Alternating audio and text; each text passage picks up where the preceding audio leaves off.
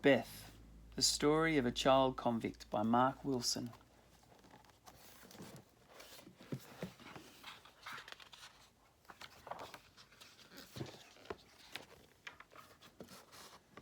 How could it have come to this? All I did was steal a dress and a bonnet. The magistrate sentenced me to transportation, and the bailiffs put me in chains on board a ship called the Lady Penryan. During the voyage, I met Molly. She told me she wasn't a convict, but her mother was, and had died of a fever just a week after we set sail. Molly's eyes were full of tears, and she looked so scared, so I gave her my little rag doll, the only thing I owned. That was just over 3 months ago, and now, here we are in this strange new land.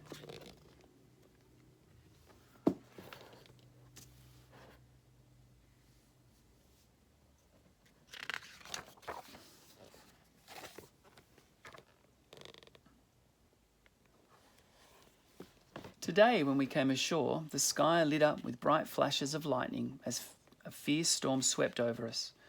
It was so frightening as the Marine ordered us over the side of the swaying ship, but I had to put my fear aside so I could help Molly. Neither of us dared to look down until we stepped into the longboat below.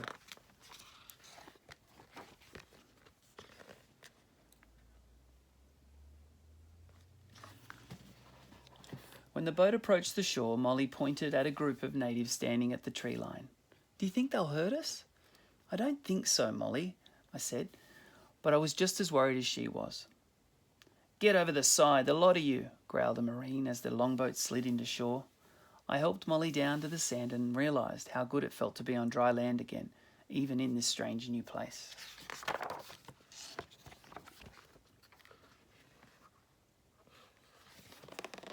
We were met by Mr. Brady, the surgeon from our ship, who told us we were to be his servants. He told us to carry his belongings to the hospital at the end of the beach. Once he had unpacked at the hospital, he told us our duties were to help with the cooking and to get a garden started to grow fresh vegetables. Mr. Brady sat down in the shade of a tree when we left to collect firewood. I saw him open his journal, and he began to write. February 6, 1788. Now that some tents have been put up for them, all the women and children have come ashore. Some of them will still have to sleep outside. They came here with only the clothes they are wearing, as somehow all the women's belongings were left on the wharf back in England. I have a convict child, Beth, and a young orphan girl, Molly, helping me now. I have put them to work, cleaning the rocks from around the hospital tent and fetching wood for the cooking fires. The natives are not coming close, but keep watching us. Governor Phillip wants us all to be kind to them and to get to know them. I'm not sure how long," and then it trails off.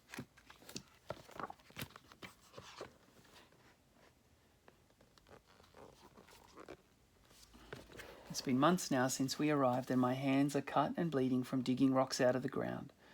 Molly has splinters from collecting wood for the fires.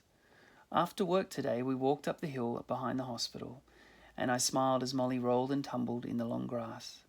It was the very first time I heard her laugh.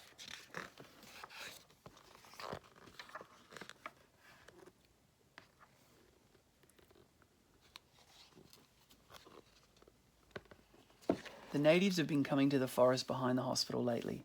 Molly waved to one of them, who waved back, and I thought that one day we might be able to be friends with them. I saw Mr. Brady writing in his journal again tonight. April 22nd, 1788. This initially seemed an ideal place for a settlement. The soil seemed good for growing crops, but on closer inspection is nothing more than thick black sand. The trees are not good for timber, and the ground is covered in enormous black and red ants. Some natives came near to us this morning. They brought us some wild berries. They carry long spears, which they use to catch fish.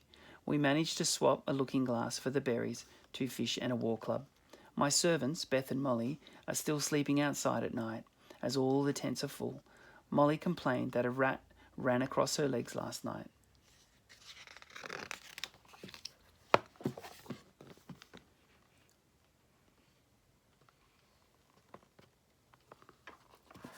Molly and I have been ordered to help dig a garden bed to plant vegetables.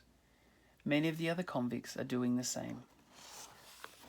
Everyone in the colony will share whatever we can grow, because the food brought from England won't last very long. Each of us gets a certain amount of food, called rations, which have to last all week. The women and children get less food than the men, which I don't think is fair, as we do almost as much work as the male convicts.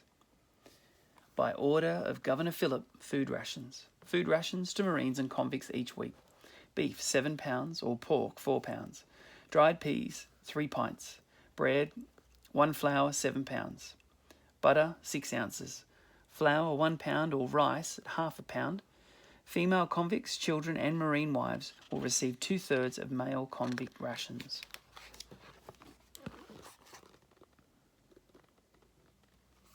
It is now many weeks since we planted the vegetables, but nothing has grown.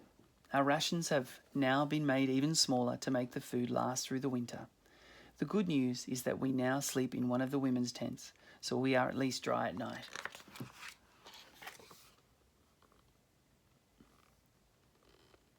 Molly talked about her ma last night.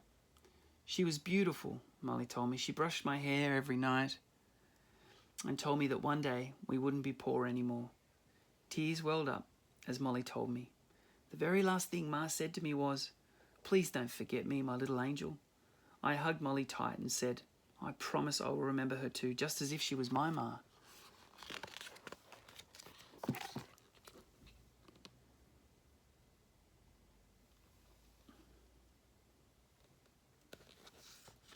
This afternoon we stood silently and watched as the last 2 convict ships sailed out of the bay.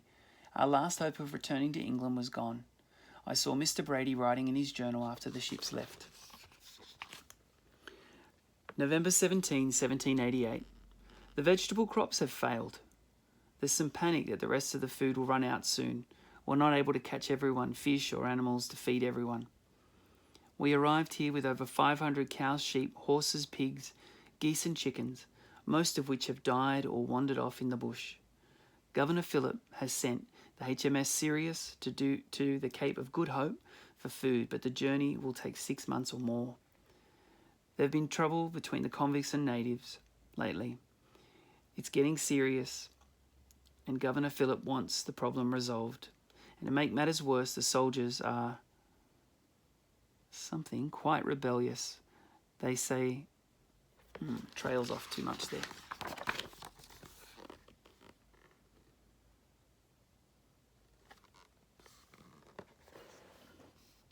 The winter winds and rain have now given way to warm days and sunshine.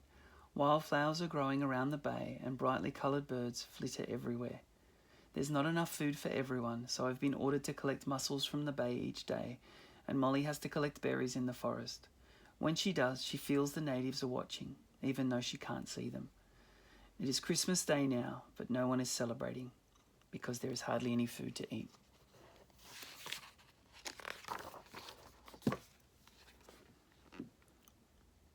After Christmas, the Marines made us work even harder in the summer heat, but the weather is finally starting to cool down.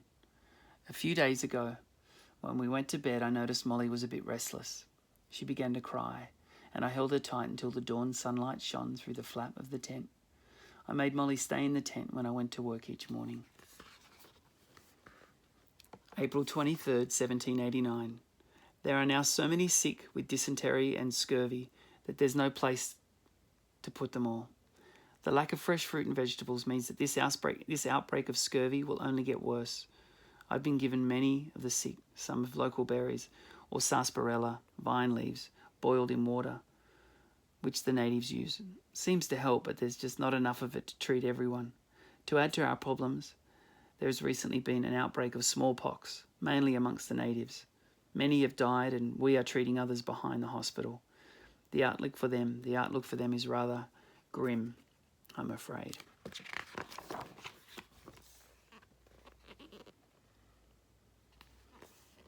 After work today, I hurried home through the rain and found Molly curled up on the bed crying. Her breathing was short and fast, and there were dark blotches on her skin. "Help me," I yelled to anyone who could hear, but no one came. I put my arms around Molly and struggled up the hill with her to the hospital.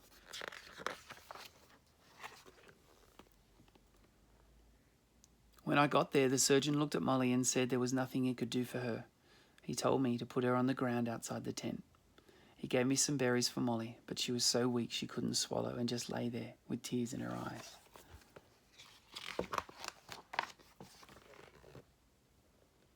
I gently stroked her forehead and told her the story she had told me that night in the tent. It was the story about her ma and how she loved her. Molly gave me a sad little smile, hugged the rag doll between us, and I closed her eyes. Through my tears, I whispered, "I'll never forget you, my little angel." I stood on the headland and watched as the HMS Sirius sailed back into Sydney Cove. It would have food and medicine on board, and everyone was waving and cheering as they ran down to the dock to meet it. I didn't cheer or wave. I just wiped the tears from my eyes as I thought of little Molly laughing and tumbling through the long grass on the hill. Little afterword here. It was a miracle that so many convicts survived that terrible journey from England, but on arrival at Sydney Cove they faced the hardships never dreamed of. Many died either from disease or starvation. No one really knows how smallpox came to the little colony, but it was a disease that killed many, mainly Aboriginal people. Scurvy, however, was a disease caused by a lack of fresh fruit and vegetables.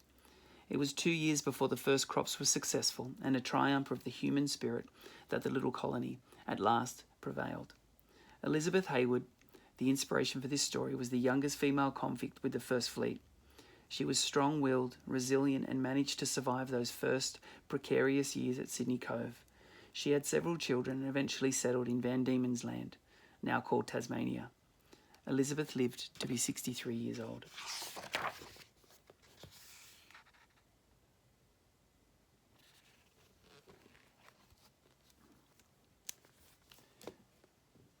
Beth, the Story of a Child Convict by Mark Wilson.